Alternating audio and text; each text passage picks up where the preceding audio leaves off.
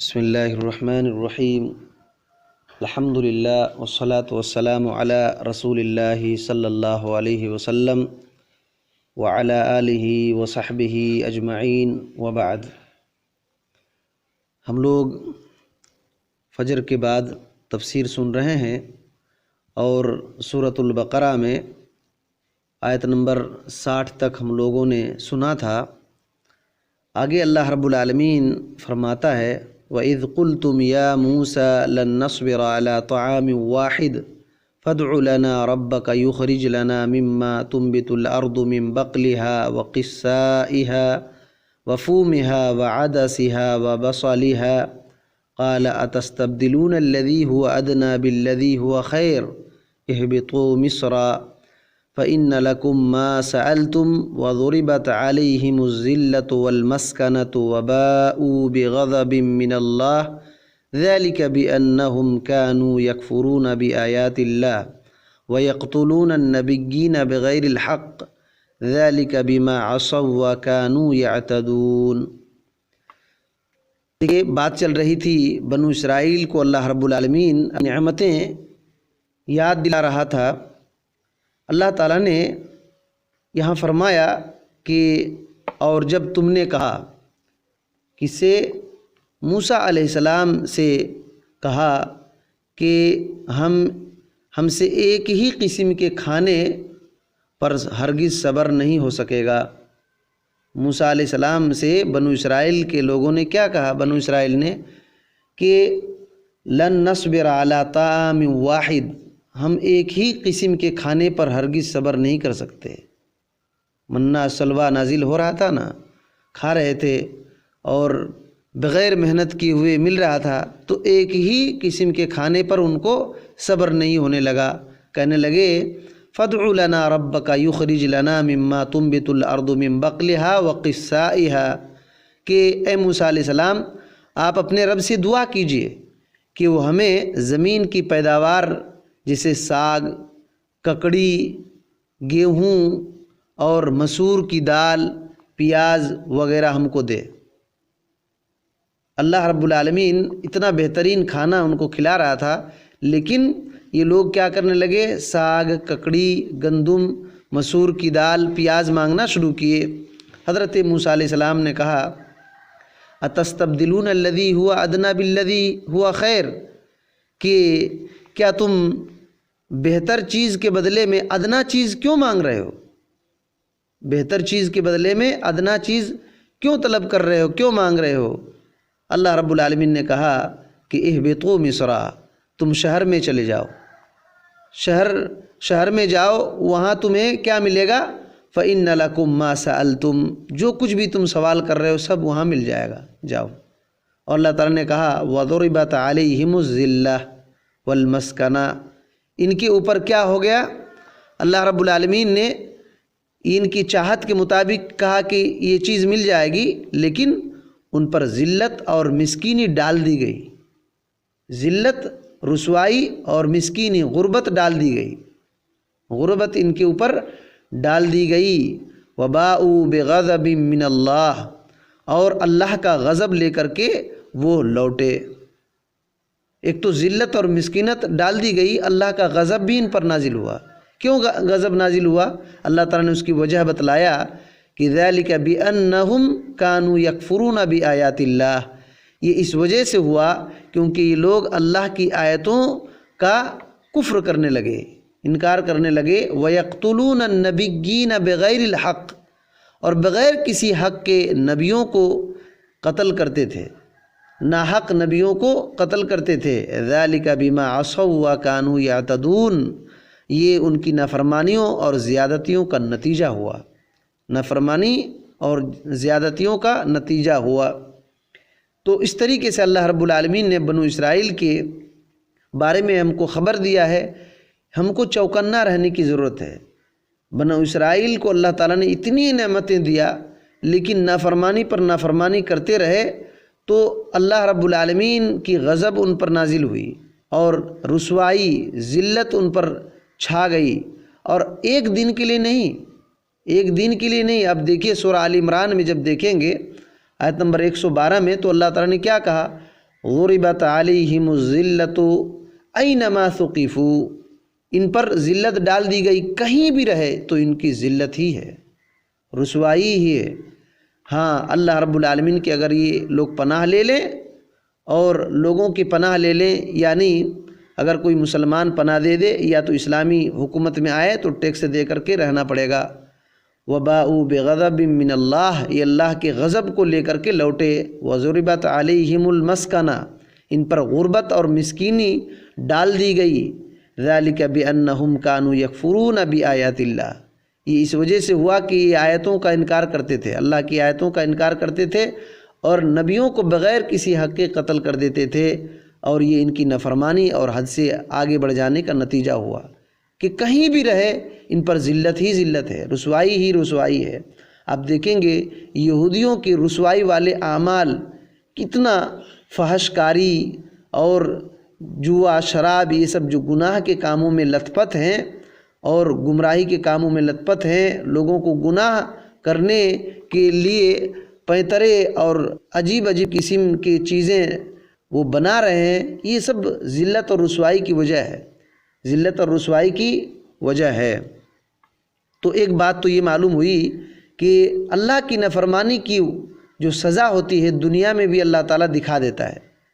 یہ وادی تیہ میں 40 سال تک بھٹکتے پھرے، 40 سال، 1-2 سال نہیں، اللہ کی نافرمانی کی وجہ سے یہ لوگ 40 سال تک اللہ رب العالمین نے ان کو بھٹکاتا پھرا، یہ لوگ وادی تیہ میں بھٹکتے پھرے۔ یہ بات سورہ مائدہ میں ہے، 40 سال تک اللہ رب العالمین نے ان کو ایسے کر دیا کہ سورہ مائدہ میں آیت نمبر 26 میں ہے قال فإنها محرمۃ علیہم 40 سنہ، کہ ان پر 40 سال تک حرام کر دیا۔ یتیہون فی الارض، یہ لوگ زمین پر ایسے ایسے گھومتے رہے، بھٹکتے رہے۔ اور اللہ رب العالمین نے کہا فلا تأس علی القوم الفاسقین، نافرمان قوم کا غم نہ کھائیں، یہ نافرمان قوم ہے، نافرمان قوم ہے۔ تو اس طریقے سے جب اللہ رب العالمین نے ان پر ذلت نازل کر دیا تو ہم کو ڈرنے کی بات ہے کہ نافرمانی کریں گے دنیا میں سزا ہوگی، نافرمانی کریں گے دنیا میں سزا ہوگی۔ اور اچھی نعمتیں دیکھیے، اتنی بہترین نعمتیں مل رہی تھی لیکن ان نعمتوں پر صبر نہیں ہوا، اس کی وجہ سے بھی ذلت آئی۔ بغیر تھکے ہوئے، بغیر کام دھام کیے ہوئے ان کو بہترین روزی روٹی اللہ تعالیٰ دے رہا تھا، لیکن اس کو نہ کہہ کر کے اب اپنا ذلت اٹھا لیے۔ ایسی ذلت دیکھیے، کام دھام کریں گے، کھیتی باڑی، یہ سب کھیتی باڑی ہے، ایسی کھیتی باڑی جو اللہ کی عبادت سے پھیر دے، وہ ذلت کی وجہ ہے، وہ ذلت کی وجہ ہے۔ بخاری کی ایک حدیث ہے، حدیث نمبر 2321 کے اندر یہ روایت موجود ہے۔ حضرت ابو امامہ الباہلی رضی اللہ تعالیٰ عنہ نے دیکھا کہ ہل اور کھیتی کے آلات، کھیتی جو یہ کرتے ہیں اس کے کچھ سامان دیکھے تو کہا سمعت النبی صلی اللہ علیہ وسلم، میں نے نبی صلی اللہ علیہ وسلم سے یہ کہتے ہوئے سنا یقول لا يدخل هذا بیت قوم الا ادخلہ اللہ الذلہ، جس گھر میں بھی یہ سامان داخل ہوتا ہے تو اللہ تعالیٰ اس میں ذلت داخل کر دیتا ہے، اس میں ذلت داخل کر دیتا ہے۔ کیوں ذلت داخل کر دیتا ہے؟ یہ ذلت کا سامان اس وقت ہوتا ہے جب یہ اللہ کی عبادت سے روک دے۔ کھیتی باڑی کرتے کرتے بہت سارے دیکھیے گا کسانوں کو نماز کا وقت ہو رہا ہے پھر بھی اپنا ہے کھیت میں کام کر رہا ہے، کوئی ذکر و اذکار نہیں، اللہ کی عبادت نہیں، وہ کھیتی ذلت کی وجہ ہے، وہ کھیتی ذلت کی وجہ ہے۔ اور دیکھیے یہ لوگ کیا کیے، نبیوں کو قتل کیے، نبیوں کو قتل کیے۔ آپ تفسیر ابن کثیر اٹھائیے، اس میں تفسیر ابن کثیر کے اندر امام ابن کثیر رحمۃ اللہ علیہ لکھتے ہیں کہ بنو اسرائیل 300 نبیوں کو ایک دن میں قتل کرتے تھے، 300 نبیوں کو ایک دن میں قتل کرتے تھے۔ یہ تفسیر ابن کثیر میں موجود ہے، 300 نبیوں کو ایک دن میں قتل کر دیتے تھے۔ تو اس طریقے سے اور پھر بازاروں میں نافرمانی کرتے ہوئے گھومتے تھے۔ اگر نبیوں کو قتل کیا تو کیا مسئلہ ہوگا؟ ایک حدیث مسند احمد کے اندر، اور امام البانی رحمۃ اللہ علیہ نے اس حدیث کو الصحیحہ کے اندر ذکر کیا ہے۔ صحیحہ میں 281 نمبر کی روایت ہے۔ حضرت عبداللہ رضی اللہ تعالیٰ عنہ فرماتے ہیں کہ رسول اللہ صلی اللہ علیہ وسلم نے فرمایا، اشد الناس عذابا یوم القیامہ رجل قتلہ نبی او قتل نبیا و امام ضلالۃ و ممثل من الممثلین۔ آپ صلی اللہ علیہ وسلم نے کہا، قیامت کے دن سخت عذاب دیے جانے والوں میں سے جن لوگوں کو جو سب سے زیادہ سخت عذاب ہوگا ان میں سے وہ آدمی بھی ہوگا جس آدمی کو کسی نبی نے قتل کیا ہے۔ ایک بات ہو گئی، جس آدمی کو کسی نبی نے قتل کیا ہے یا کسی آدمی نے کسی نبی کو قتل کیا ہے۔ تو جس آدمی نے کسی نبی کو قتل کر دیا یا تو کسی نبی نے جس آدمی کو قتل کر دیا، وہ سخت عذاب والا آدمی ہوگا، سخت عذاب اس کو دیا جائے گا۔ اور کون؟ امام و ضلالتن، گمراہ کرنے والا امام، گمراہ کرنے والا امام، اس کو بھی سخت قسم کا عذاب دیا جائے گا۔ اور تصویر بنانے والا جو تراش کر کے پتھر وغیرہ سے مورتی وغیرہ بناتے ہیں، تو تصویر بنانے والا یہ بھی سخت عذاب دیے جانے والوں میں سے ہوگا۔ تو دیکھیے بنو اسرائیل نے نبیوں کو، اتنے نبیوں کو قتل کر دیا، اور یہ ایک دن کی بات نہیں ہے، ایک دن کی بات نہیں ہے۔ نبی صلی اللہ علیہ وسلم پر بھی حملے کی کوشش ہوئی، جادو کیا گیا۔ نبی صلی اللہ علیہ وسلم کو جادو کرنے والا یہودی ہی تھا، اور وہ آپ کو واقعہ یاد ہوگا کہ ایک عورت نے نبی صلی اللہ علیہ وسلم کو زہر دے کر کے بکرے کا گوشت دیا تھا نا، اس کا اثر آپ صلی اللہ علیہ وسلم نے کیا کہا؟ بخاری کی ایک روایت ہے، حدیث نمبر 4420 پر 8 کے اندر حضرت عائشہ رضی اللہ تعالی عنہا کہتی ہیں، کان النبی صلی اللہ علیہ وسلم یقول فی مرضہ الذی مات فیہ، جس بیماری میں نبی کریم صلی اللہ علیہ وسلم انتقال ہو گئے، اس مرض الموت میں آپ صلی اللہ علیہ وسلم یہ کہا کرتے تھے، یا عائشہ ما ازال اجد علم الطعام، کہ میں ہمیشہ اس کھانے کی جو اثر ہے، یہودیہ نے جو کھلائے تھی، تو کہتے تھے کہ میں نے کھایا تھا، اس کی تکلیف آج بھی محسوس کر رہا ہوں۔ تو ایسا معلوم ہوتا ہے کہ میری جو شہرگ ہے اس کی زہر کی تکلیف سے کٹ جا رہی ہے۔ آپ صلی اللہ علیہ وسلم اس کے زہر کی تکلیف ہمیشہ وہ اس طریقے سے محسوس کیے، اور خاص کر کے مرض الموت میں آپ صلی اللہ علیہ وسلم نے حضرت عائشہ رضی اللہ تعالی عنہا سے یہ بتلایا تھا۔ اب سمجھیے کہ کتنا خطرناک یہودی دشمن ہے مسلمانوں کے، نبیوں کے۔ وہ عورت کا کیا نام تھا؟ زینب، اس کے باپ کا نام حارث تھا، اور یہ مرحب کی بھتیجی تھی، مرحب کی بھتیجی تھی، اور سلام ابن مشکم یہودی کی یہ بیوی تھی، اس نے زہر دیا تھا۔